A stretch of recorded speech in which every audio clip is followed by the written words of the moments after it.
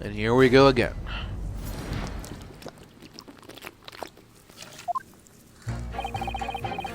Once a rogue, always a rogue, I say. Different breed to us law-abiding citizens. Just because Mrs. Strahd has a history of pickpocketing, she must be guilty of murder? Is that what you're saying? Ah, well... Are all members of the British Army so quick to judge? I beg your pardon? Are you mocking Her Majesty's Armed Forces, the greatest military organization in the world? No, I'm simply illustrating my point. Making assumptions about people because they're a soldier or a pickpocket is wrong and dangerous. Well, yes, might have a point there as well. But let's not forget the girl had already shown she had it in her from before. She's clearly a criminal sword, through and through. Can't deny it. When you say that she'd shown she had it in her, you're referring to this. Exactly. Tried to swipe that only a day earlier, Or am I mistaken? Not exactly. Given that I was actually there at the time, it's hard to refute that. Oh, I've never actually seen the real thing. I can't wait to have a closer look at it. Oh yeah, of course. Mr. Sholmes did use his caramel bars to make a copy of the disc, didn't he? And then ordered every type of music box he could find from across Europe. We still don't know what tune it plays though, do we? But I'd love to see how the original compares to Early's copy. McGilded's disc. Could it be a clue somewhere? Perhaps you should examine it in more detail. Yeah, okay. I get the hint. I was gonna do that anyway. So let's do it. We can examine the blood now. The blood of well, the blood of, we know whose blood it is. It's the blood of Benedict Egerton, or Eggert Benedict. For McGilded. That's the man you defended in court a couple of months ago, isn't it, Runa? Yeah, or rather, mistakenly defended. I wonder what his name is doing on the back of this disc. That's a question I'd love to know the answer to myself. Okay. Alright. Oh. Is the blood gonna be like one of the colors we already have or something? Let's see. Oh, Runo, look! This is blood. Yeah, you're right. Just a small smear, but definitely blood. Actually, I feel as though I might have noticed that before. Aha! Then it's my time to shine again. I thought I'd be waiting forever. Alright, hold still with that disc, Runo. Can we get this done quickly, Iris? In a flash.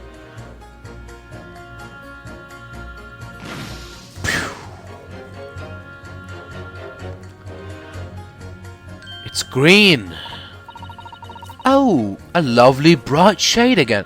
So that wasn't Sherlock's blood. Or, Herlock. That wasn't Herlock's blood.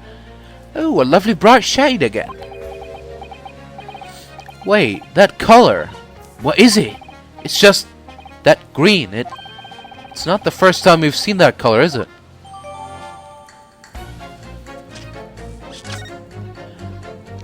That's the blood we found.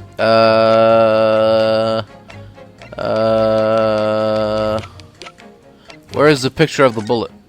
Yeah, that's the blue. So it's the person who was after the disc that was shot here. Not Sholmes. This was Mason's blood. This was Windibank's blood. Yeah. I mean, it's slightly lighter, but I'm assuming it's the same person. This guy, Eggert Benedict. Interesting. Okay, we'll see where that goes.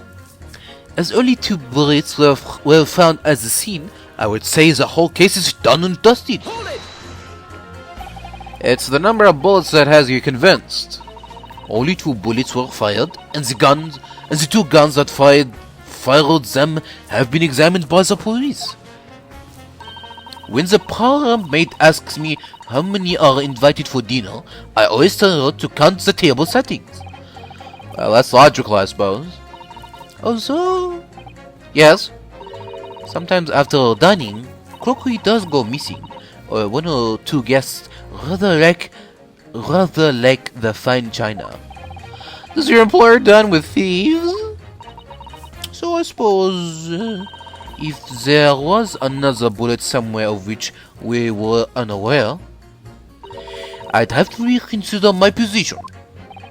A 3rd bullet somewhere on the scene. Could that be possible? I can prove it. Allow me to show you then. The 3rd bullet.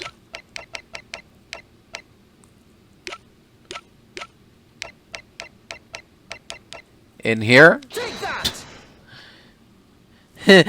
I don't thought this would pass as the 3rd bullet. It passes for a bullet as much as you pass for a lawyer, my learned friend. Coming from you, I'm going to take that as meaning not much.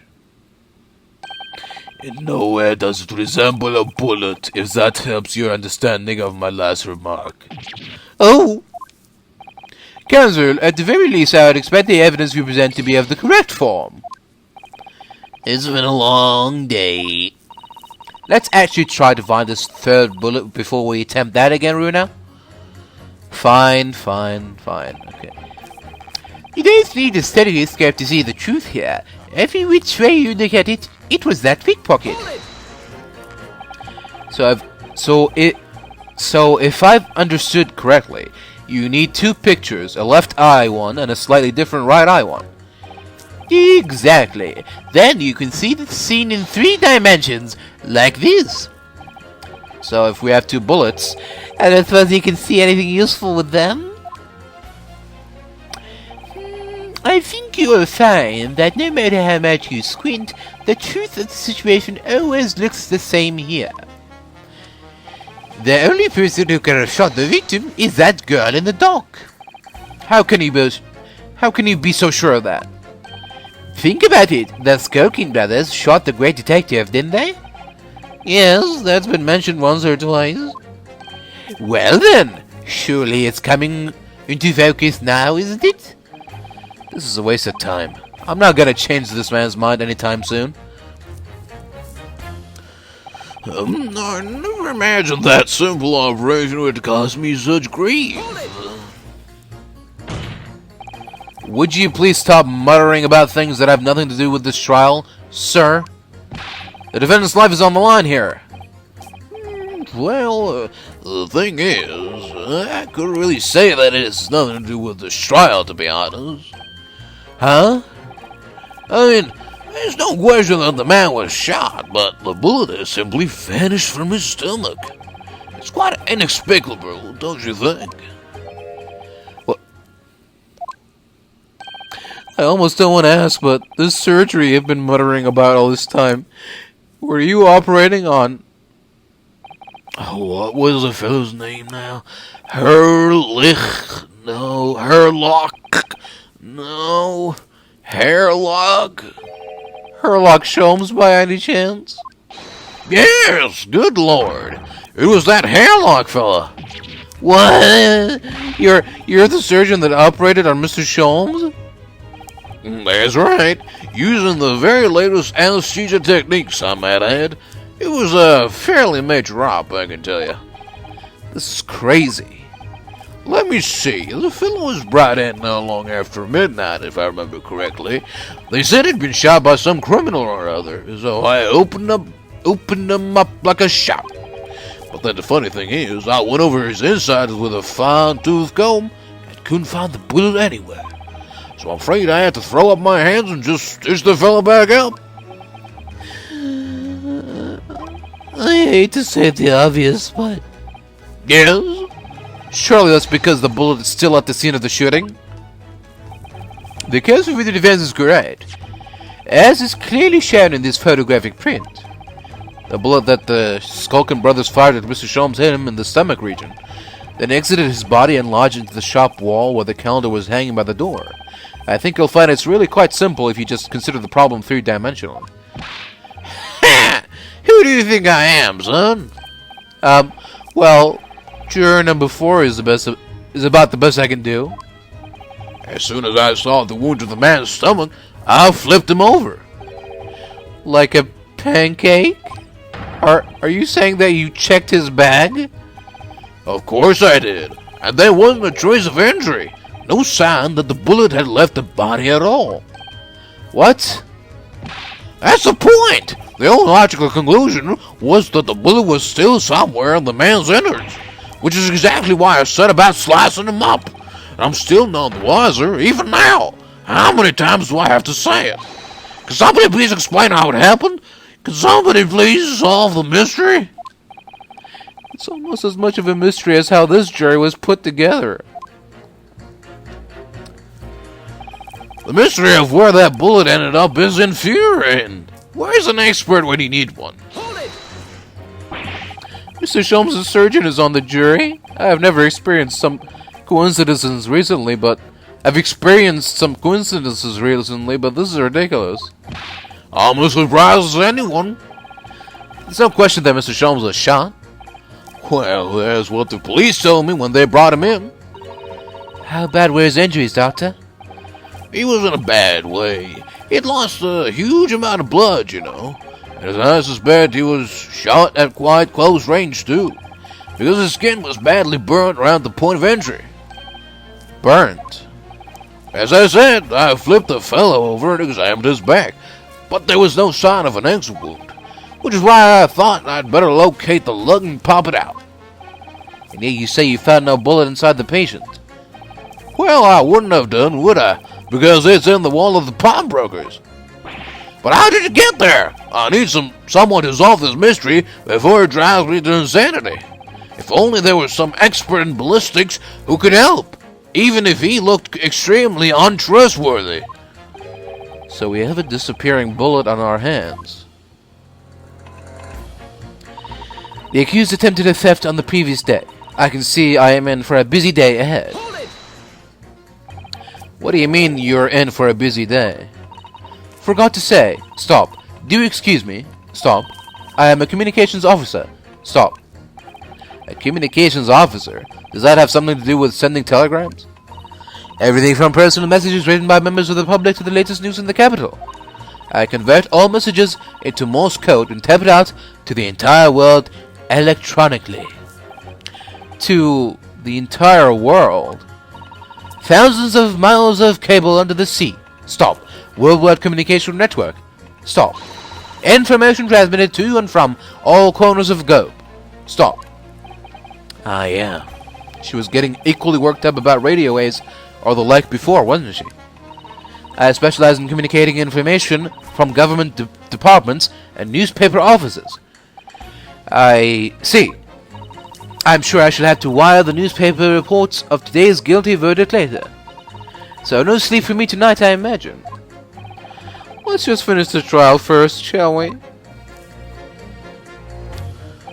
I am ballistics expert. I have seen many shootings. There is nothing I do not know about guns. I thought you were just a tourist.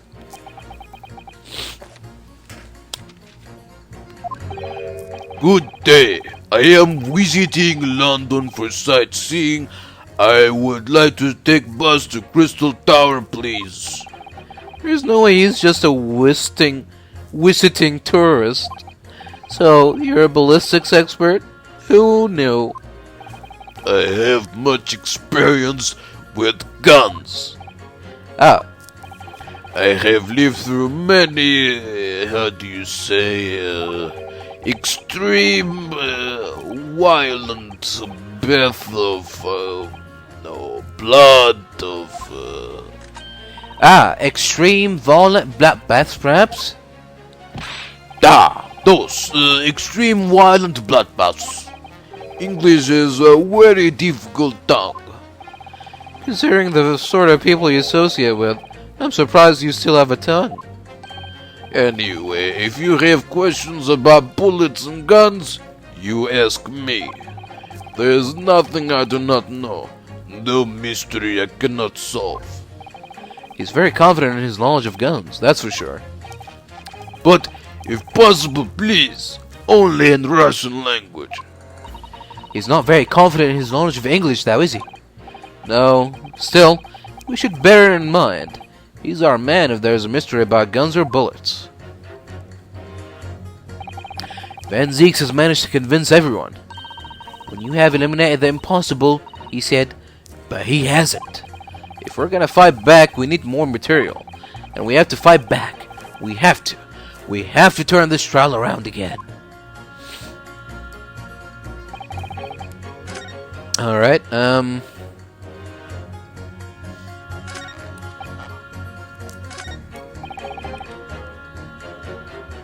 we go. Yeah. You and you. Objection. Those two statements clearly contradict the idea that all I do is pit jurors against each other. Ooh, ballistics expert! Pitting. P-I-T-T. On the night in question, Mr. Sholmes was shot by one of the Skulkin brothers. But since there was no sign of an exit wound on his back, we must assume the bullet didn't pass through him. However, no bullet was found lodged in Mr. Sholmes' body either. Furthermore, a bullet was found lodged in the wall of the shop where Mr. Sholmes was shot. Juror number 6. Hello, my name is Valen. Pleased to meet you. This apparent contradiction in the facts that is so clearly troubling juror number 4. Are you able to explain the mystery? I have seen very similar situation in motherland. It was night, there was blizzard. I was running away along mountain road in freezing cold. Golly! The snow was piling high on both sides of road. It was very narrow and dangerous. My pursuers had hunting rifles and they were on dog sleds. Mental note, don't ask too many questions. I was shot from behind and I fell down in snow. And this situation was very similar to what I hear today from doctor. They could not find bullet in my body, and no sign of, how do you say, exit wound. Then where did the bullet go? Bullet never hit me. Well, if it never hit you, why did you fall down? Bullet hit frozen wall of ice very close to my side. What? One small piece, very sharp, broke away from lump of ice and pierced my body. It made deep wound that looked just like bullet wound.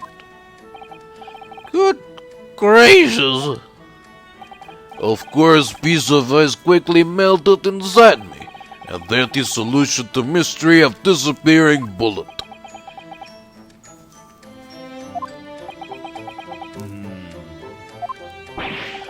Well, that doesn't answer the question at all.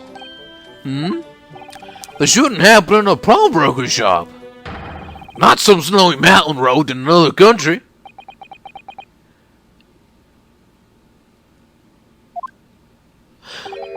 Just an idea, but we might not be looking at exactly the same scenario here.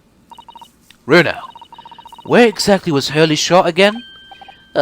Well, according to the report, in his stomach, sort of around this area, I think. Well, that's precisely where he always wears a little pouch on his belt. A pouch? Actually, I might have noticed something like that. Yeah, a pouch. It's where he keeps 3 glass vials of very dangerous chemicals that he uses in his investigations. What? Really? Doctor, where's the pouch Mr. Sholmes was wearing? Well, the fella had nothing like that on his person when he arrived at the hospital, as far as I remember. If I may. Lord Van Zeeks? While I realize it is forbidden for the prosecution to interject during a summation examination, I should inform the defense that I have the pouch in question in the antechamber outside the courtroom. Sorry?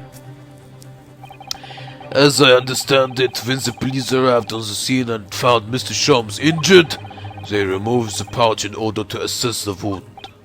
Ah, thank goodness. I thought I was going forgetful for a moment.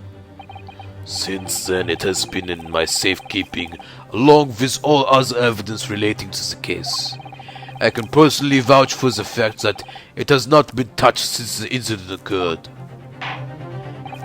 Very well. While extremely unconventional during a summation examination, I must demand the prosecution presents the item in question with all speed.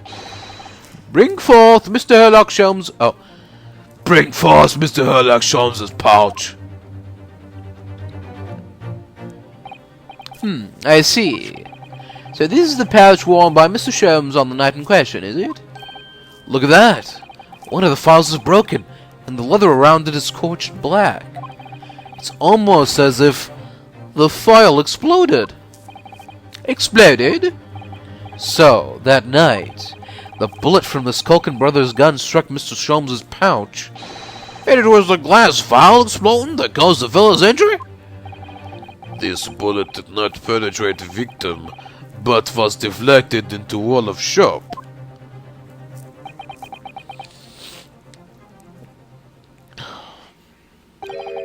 A delightfully complex aroma. Well, it would appear one mystery has been solved at least.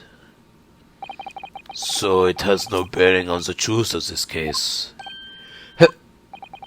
The bungling and burgling brothers shot the detective, and the accused shot the pawnbroker. The pertinent facts of this case remain unaltered. Oh. But at least the mystery is solved. I can sleep easy tonight. Thank you, young man. Thank you very much. Glad I could help. Due to its bearing on the conundrum just solved, the court will sequester the scruffy pouch as evidence. Hurley's pouch isn't scruffy. Now, the summation examination. It would appear the defense is somewhat struggling to alter opinion. Please, my lord, a little more time. After all, that's a new piece of evidence. It could be a valuable clue. They can't afford to overlook anything here, Ryunosuke. There's still a way to turn this around. Somehow. I am sure of it. Let's do it. Okay,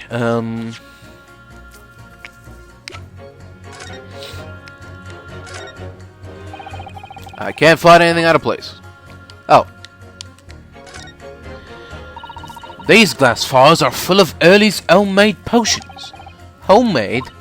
Yeah, like fingerprint powder to show up where people have touched things, and scent amplifying solution to intensify a smell lingering on an object. That's amazing. They're all very easy to use. There's just one thing that you have to be careful of. They're all very flammable. Mr. Sholmes is a walking bomb. Either he's passionate about finding the truth, or just oblivious to the dangers. Huh.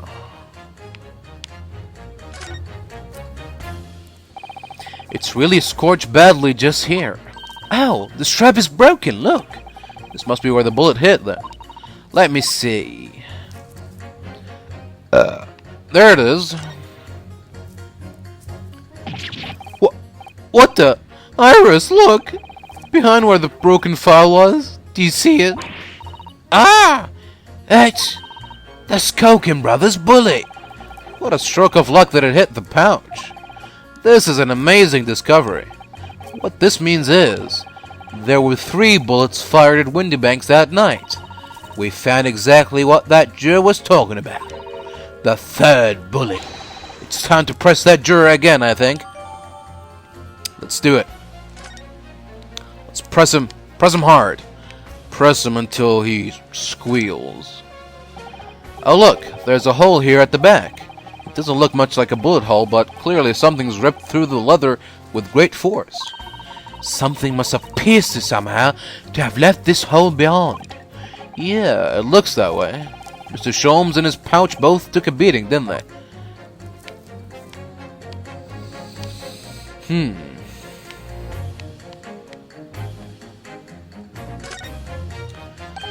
This is where the third bullet was lodged. Imagine what would have happened if it had pierced the leather. Thank goodness Mr. Sholmes is gonna be alright. This is where the third... Oh, fuck's sake. Okay, fine. We're done. Oh! This is the bullet that was fired from the Skulkin brothers' gun on the night of the incident. Yeah, so it turns out it never actually entered Hurley's body at all. Thanks to the thick leather of the pouch that he was wearing. It saved him. Hurley's always like that. Well, considering what he had to go through in hospital, I wonder how lucky he really was. Oh dear, poor Ole. Right. This is the bullet that was fired. Okay.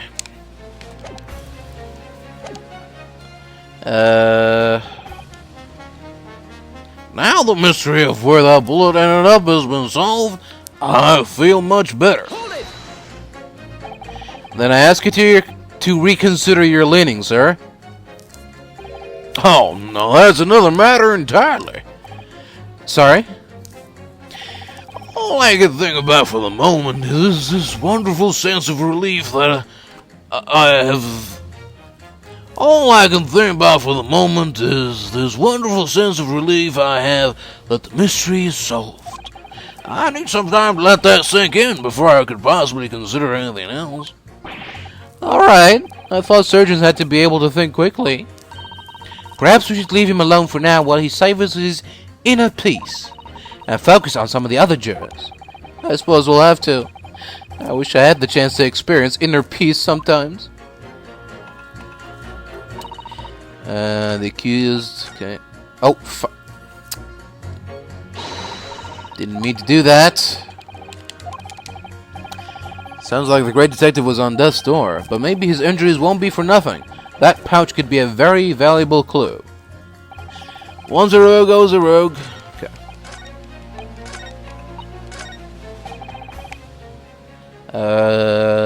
Okay. Yeah. Just wanted to make sure. There we go. Oh. Huh. Okay. Press. It's the number of bullets that has you convinced. Only 2 bullets were fired, and the 2 guns... Okay, yeah, we saw all that. We heard all that.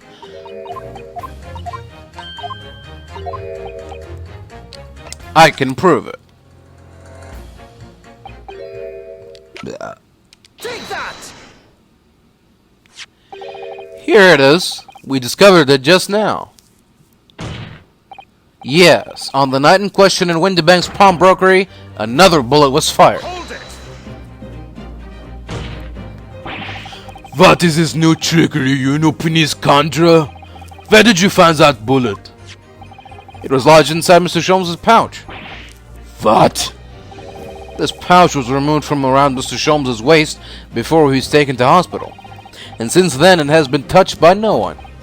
Do you mean to say the shot fired by the Skulkin brothers that night? Yes, as your lordship has summarized, it hit this pouch. But that makes no sense whatsoever. We already know where the whereabouts of the bullets fired at Mr. Sholmes. It's clearly visible in this photographic print. Oh. 2 guns from the scene have already been submitted into the court record as evidence. Yes, that of Mr. Windibank and that belonging to the Skulkin brothers. An examination of both guns revealed that only a single bullet had been fired from each. But that must mean... That's right. We now know that on the night in question, 3 bullets were fired. However, only 2 bullets were fired from the guns recovered from the scene of the crime. And until that incontrovertible inconsistency is somehow explained, we cannot and must not pass judgment.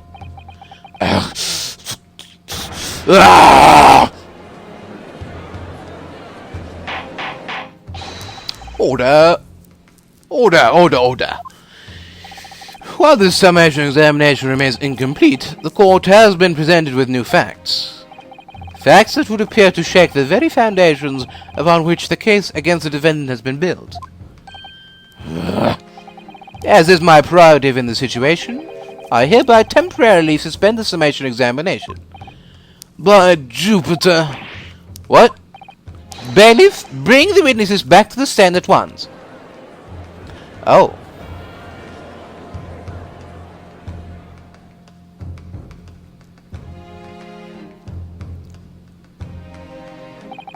Witnesses. Governor, were you listening to proceedings while the defense carried out the summation examination? We was, Governor, we was.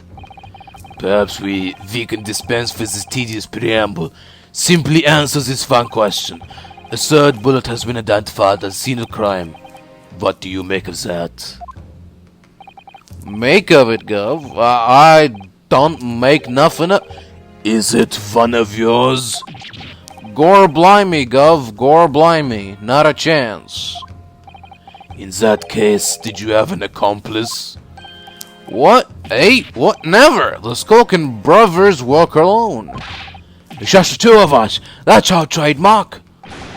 How soon we forget poor Sulky. Only 2 of the bullets from the crime scene originated from the firearms we have in evidence. The 3rd bullet was fired from another gun. Where is it? Lummy, that's an head scratcher. Counsel for the defense? Yes? I should like to hear your thoughts regarding these new developments. The 3rd bullet, and the mysterious missing firearm, from whence it came. Thinking back over all the testimony we've heard and all the evidence we've seen, I think I'm starting to form a picture of what really happened that night. My lord, I think it's clear what this 3rd bullet tells us about the Skulkin brothers.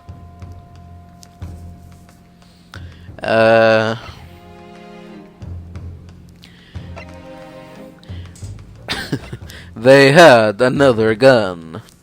They either had a secret accomplice, or somebody came in before them and also hid somewhere, or... No, they must have seen the other person, right? So, there you go. On that night at Windibank's pawnbrokery, the brothers must have been working with a 3rd man.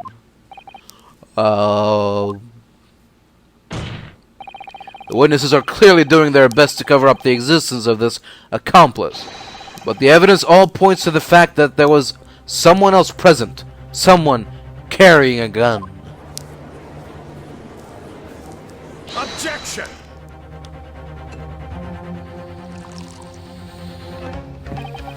An accomplice, you say? Pigsville. These protracted proceedings have already forced us to endure 2 summation examinations.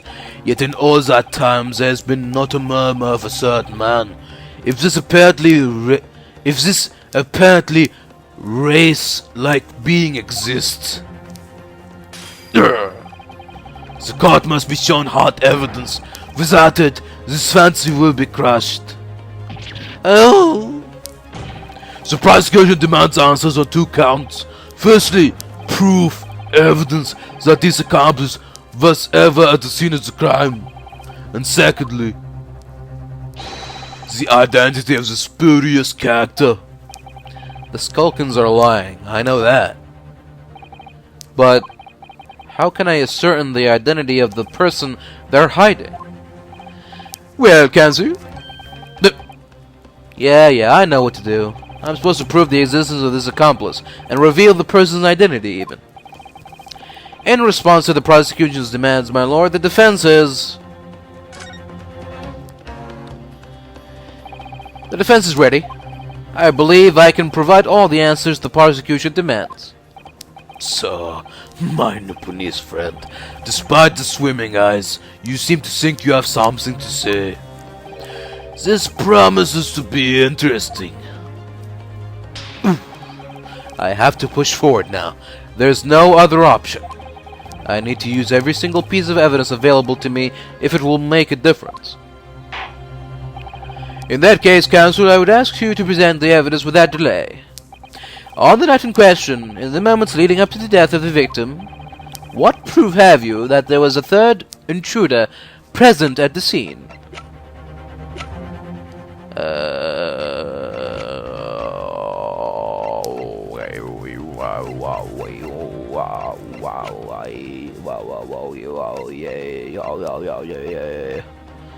This again?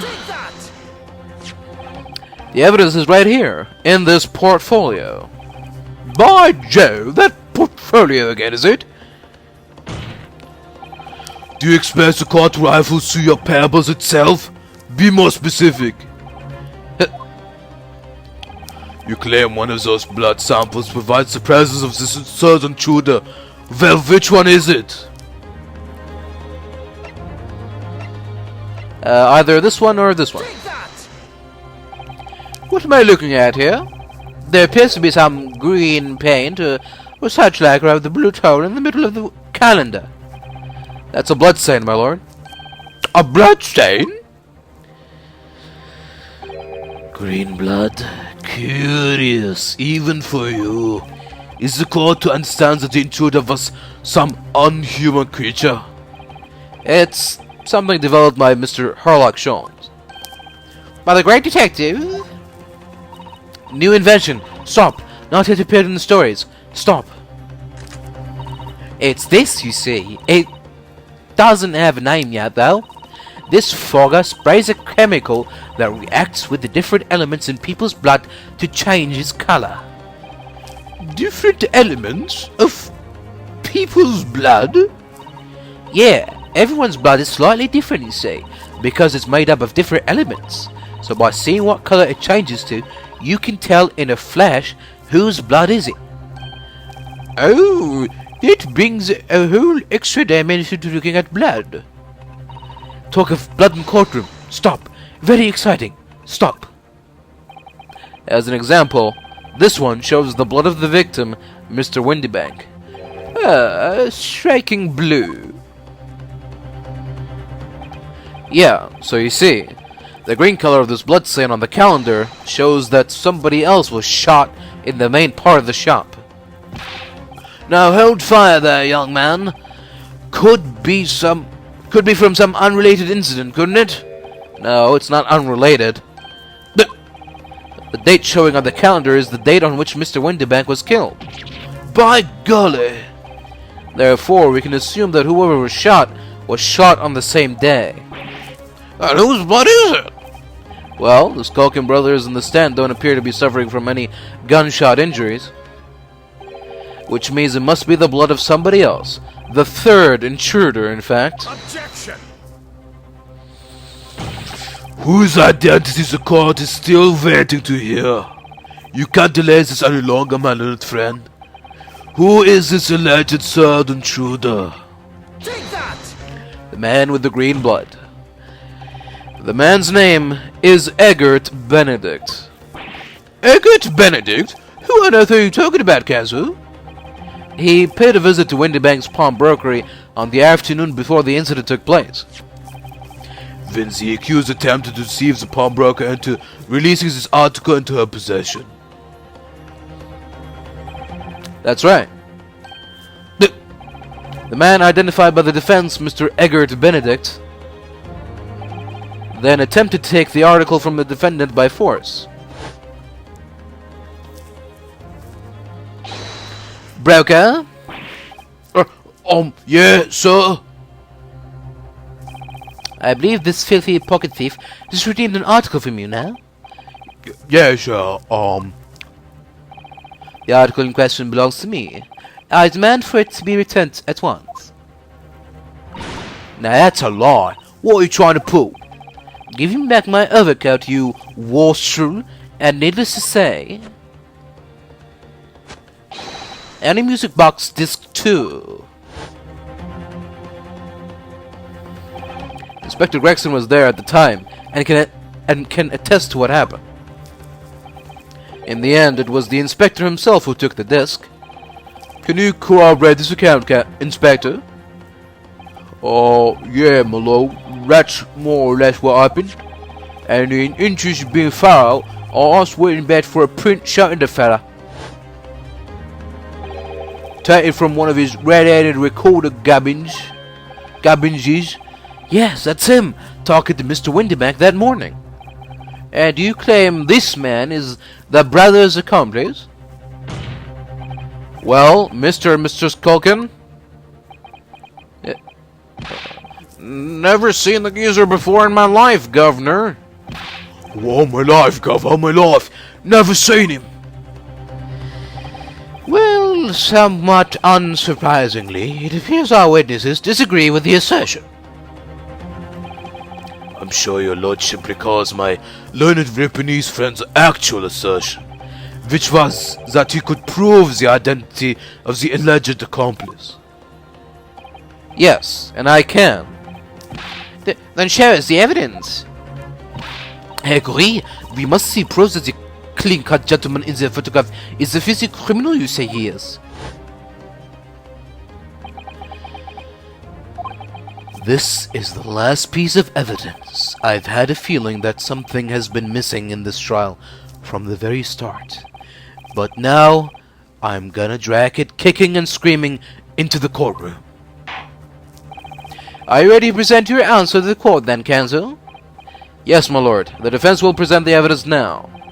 Proof that the man pictured in this photographic print was in fact the person struck by the third bullet. Take that! As I mentioned before, on the afternoon of the day in question, the defendant attempted, deceitfully, admittedly, to reclaim this disc from Windibank's. Which is when the aforementioned Eggert Benedict appeared on the scene, I believe. This man then attempted to purloin the article from the defendant's possession, now? That's correct, my lord. I myself was present at the time. It was following this that a minor incident occurred. But of course, sir, here's a disc for you.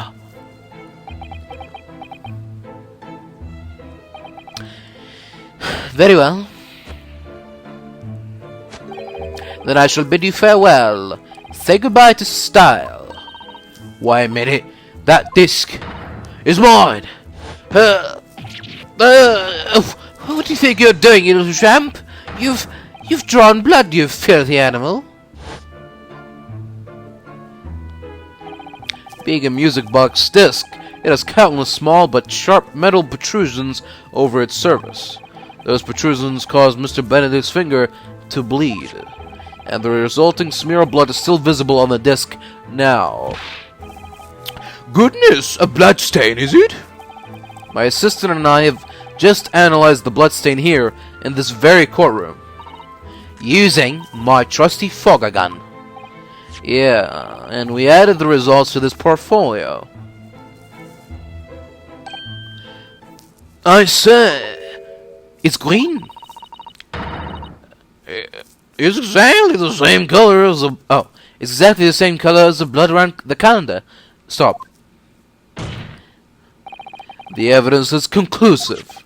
The man calling himself Mr. Eggert Benedict, who was in Windibank's earlier in the day, is the accomplice who was present at the scene of the crime that same night. So there was someone else. Look at those two brothers now. They're sweating buckets. Oi, what are you talking about? It's boiling in here.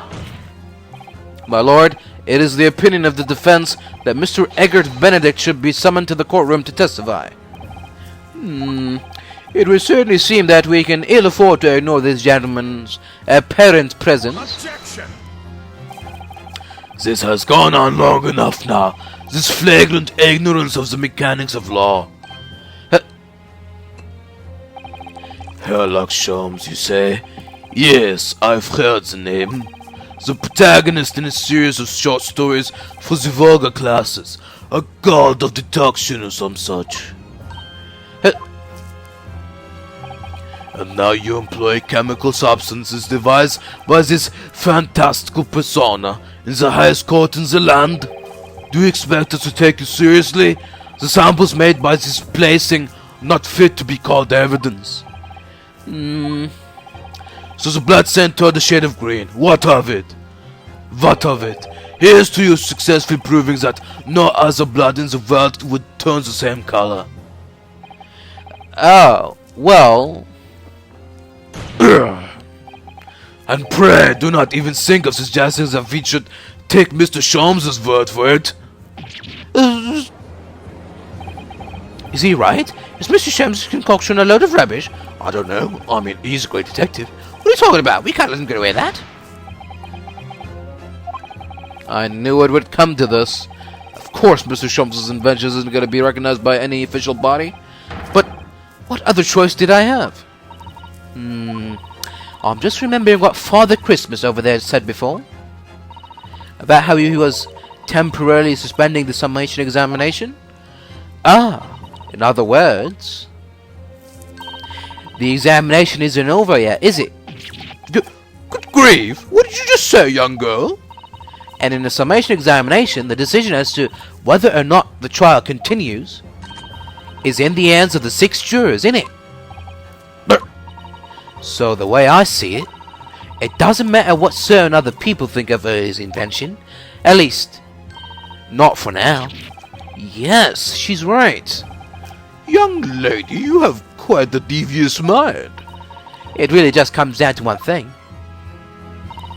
Whether these ladies and gentlemen of the jury are convinced by what you say, Reno. Is that about right, would you say? Or did I misunderstand something? Unbelievable. Mr. Sholmes' partner is a force to be reckoned with. Iris Wilson, sharpshooter. After that shrewd presence of the situation from an entirely unexpected source, it must be acknowledged that the previous summation examination has yet to reach its conclusion. This is absurd. Ladies and gentlemen of the jury, the court now looks to you for your final leanings in this matter. As proud citizens of Her Majesty's Britain, I am sure you will come to fair and just conclusions. So then, state your final decisions in turn, please. Not guilty. Not guilty. Not guilty. What? Guilty. Guilty. What? Not guilty.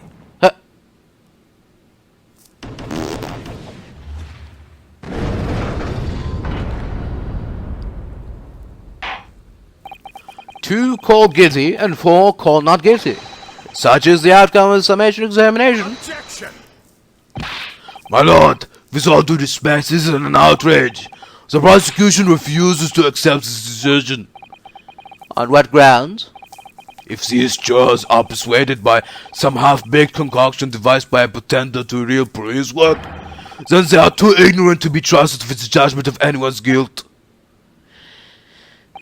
I'm sorry, Lord Van Zeeks, but the outcome of the summation examination cannot be ignored. This trial will continue.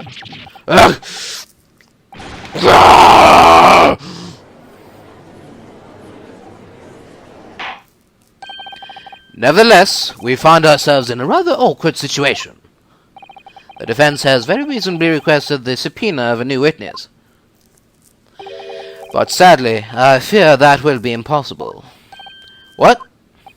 The name the gentleman gave for himself, Eggert Benedict, is quite clearly false. I don't believe it. Just when I'd managed to prove the man was there that night. Could I say something? But who's that, please? Who spoke? It was me, my lord. Juror number 5. What have you to say, madam? If possible, Inspector. Me, Mum. I wonder if you might show the photograph you printed me again? The one in which the gentleman is shown. Right, yeah, this one you mean? Of Mr. Benedict?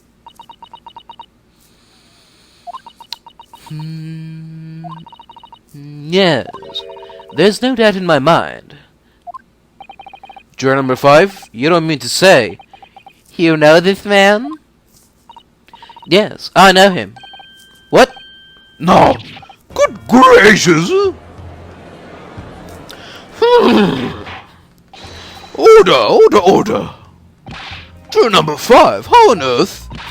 I am a communications officer. Stop. As we can clearly see, the gentleman in the photograph is... Stop. Also a communications officer. Stop. He works in my office. Stop. A very talented operator, in fact. Stop. He should be in the communications station now. Stop. Tapping away on the telegraph. Stop. This doesn't seem right somehow. I can't put my finger on why, but it doesn't feel right. I suppose we all imagined the accomplice would be some sort of hardened criminal. It's a bit unexpected to find out that he has a respectable job by day, whatever he gets up to at night. Yeah, I suppose that's it. I suppose that's why I felt something was wrong. If the gentleman is at London's communications station, we should be able to subpoena him within the hour. Lord Van Zeeks, if you please. Yes, my lord. Make the necessary arrangements with all haste. As your lordship bids. The court will recess for 1 hour. When the new witness arrives, we should reconvene to hear the gentleman's testimony. Inspector Gregson? Yeah, my lord. I should like to hear from you specifically about events at the pawnbrokery on the day in question. Come to my chambers during the recess. Yes, sir. My lord. Very well. Court is adjourned. Court is adjourned until 1:40 p.m.